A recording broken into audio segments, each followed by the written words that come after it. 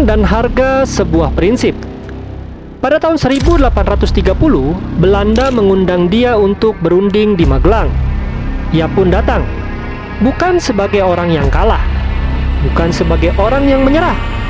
Ia datang dengan keyakinan bahwa perundingan masih mungkin menyelamatkan rakyatnya dari penderitaan yang lebih panjang. Halo guys, welcome back to my channel EduFun by Soya. Science, Opinion, Observation, IOS, dan Akademik. Kalau kamu belum subscribe ke channel ini, jangan lupa klik tombol subscribe, terutama untuk kamu yang suka sejarah. Pada tahun 1825, Pulau Jawa sedang gelisah. Keraton Yogyakarta tidak lagi utuh secara moral. Belanda semakin dalam mencampuri urusan politik. Pajak ditarik tanpa ampun, tanah disewakan, rakyat menjadi target pemberi upeti.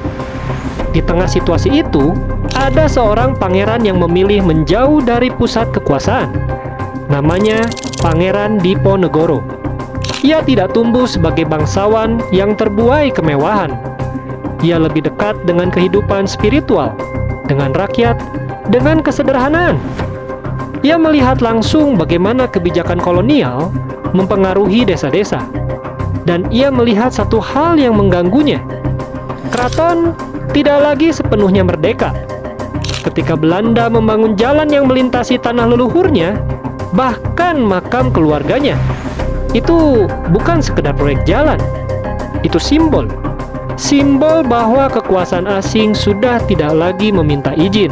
Bagi banyak orang, itu mungkin hanyalah tanah. Tetapi bagi Diponegoro, itu adalah harga diri. Keputusan pun diambil. Perang Jawa meletus. Tahun 1825 sampai 1830, 5 tahun penuh. Ini bukan perang istana melawan istana. Ini perang panjang, melelahkan, dan brutal. Diponegoro menggunakan taktik gerilya, serangan cepat, bergerak di pedesaan, memanfaatkan dukungan rakyat. Ia tidak mencari kemenangan cepat, ia mencari ketahanan. Belanda pun terkejut. Pasukan mereka terpukul, biaya perang melonjak tajam, jalur perdagangan terganggu, bahkan keuangan kolonial hampir runtuh. Namun perang panjang punya konsekuensi. Rakyat yang mendukung Diponegoro ikut menanggung penderitaan.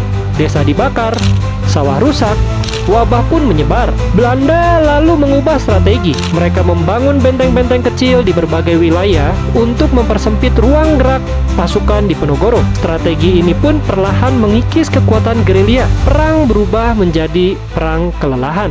Pada tahun 1830, Belanda mengundang Diponegoro untuk berunding di Magelang.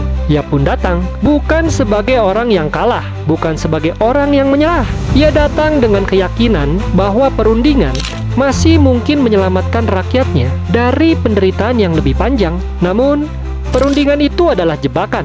Diponegoro ditangkap tanpa duel, tanpa medan terbuka, ditangkap dalam ruang diplomasi. Ia pun diasingkan ke Manado, kemudian ke Makassar. Tidak pernah kembali lagi ke Jawa. Ia pun wafat tahun 1855, jauh dari tanah yang ia bela. Perang Jawa memang berakhir dengan kemenangan Belanda, tetapi perang itu mengubah banyak hal. Belanda sadar, Jawa tidak mudah ditundukkan.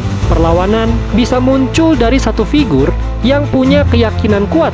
Dan Diponegoro, ia bukan hanya simbol perlawanan bersenjata, ia simbol pilihan moral. Ia memilih melawan ketika kompromi terasa terlalu mahal. Ia memilih bertahan ketika peluang kemenangan semakin kecil. Ia memilih menanggung konsekuensi sampai akhir. Sejarah sering mencatat siapa yang menang, tapi terkadang yang paling dikenang justru mereka yang berani berdiri.